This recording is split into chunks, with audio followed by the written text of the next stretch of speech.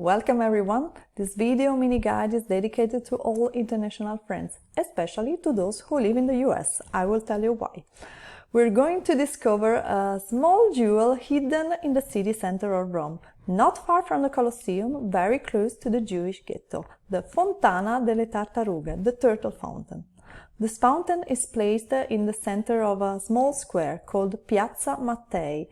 The name Mattei comes after a family, a noble family who owned a mansion in this piazza.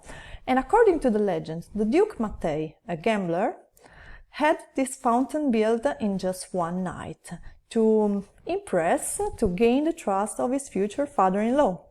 But of course this is just a legend because it took several years to build this beautiful fountain. We have to go back to the late Renaissance, to the late 1500s, when Giacomo della Porta, a very important artist, a very important architect, designed this fountain. The fountain is made of different materials, especially bronze. The four young men, for example, and the famous turtles are made of bronze, and marble. The rest of the fountain is made of different kinds of marble. You can distinguish the different kinds of marble from the color, for example, gray marble in the upper basin, white marble, or the four shells are made of black marble with pink spots. They were precious materials coming, in this case, from ancient Turkey, brought to Rome at the time of the Roman Empire to build temples, villas, imperial buildings. And then, after the fall of the Roman Empire, what happened? That those buildings that were not in use anymore were used as quarries. So the precious materials were recycled, reworked to build something else.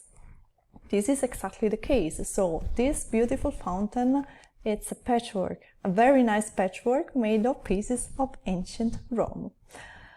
The four young men made of bronze were made by another important artist, Taddeo Landini.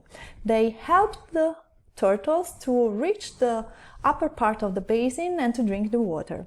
But the interesting thing is that the turtles were not supposed to be there. They were not in the original project. Actually, originally, the four young men were supposed to support four dolphins. Each dolphin had to spout a jet of water upward, but there was a problem with the water pressure. There was not enough water pressure to let the dolphins spout the water. So they were removed, and the result was that the four young men were left like this, with their hands up, supporting practically nothing, for 70 years. 70 years later, another artist, Gian Lorenzo Bernini, probably added the four beautiful turtles, so he gave finally a purpose to the four youth. And if you look at the details of these turtles, you can see that they are almost perfect. Really, they look real. Actually, we are looking at perfect copies because the original pieces are preserved in the Capitoline museums. So now, what can be very interesting for our American friends is that there are at least 4 copies of our beautiful turtle fountain in the US. The first and probably most famous one is the one of San Francisco.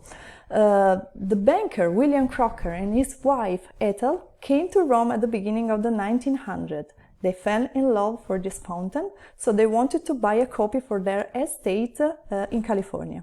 In 1954, their children decided to donate the fountain to the city of San Francisco.